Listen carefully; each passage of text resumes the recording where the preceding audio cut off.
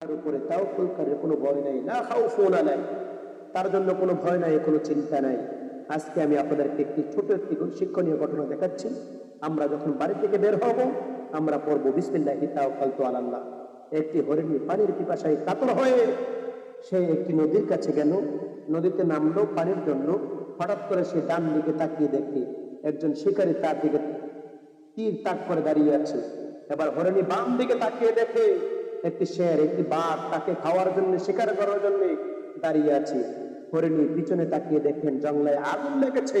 এবার হরিণী সামনে তাকিয়ে দেখেন নদী, চারদিক দিয়ে বিপদ, চারদিক দিয়ে বিপদ। হরিণী বলে, আল্লাহ যদি আমাকে বাঁচাতে চায়, কেউ আমাকে মারতে পারবে না। এই কথা বলে হরিণী পানি খাইতে আরম্ভ করলো নিশ্চিন্তে। আল্লাহ যদি আমাকে মারতে চায়, কেউ আমাকে বাঁচাতে পারবে না। আল্লাহ যদি বাঁচাতে চায়, কেউ আমাকে মারতে পারবে না। এই কথা বলে মনের আনন্দে পানি পান করতেছে।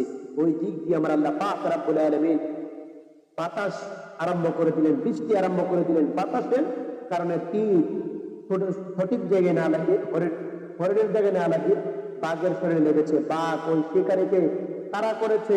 আল্লাহ পাক রব্বুল আলামিন আগুন নিভিয়ে দিয়েছেন। হরিণী তাকিয়ে দেখেন তার সমস্ত বিপদ কেটে গেছে। সুবহানাল্লাহ, সুবহানাল্লাহ, সুবহানাল্লাহ।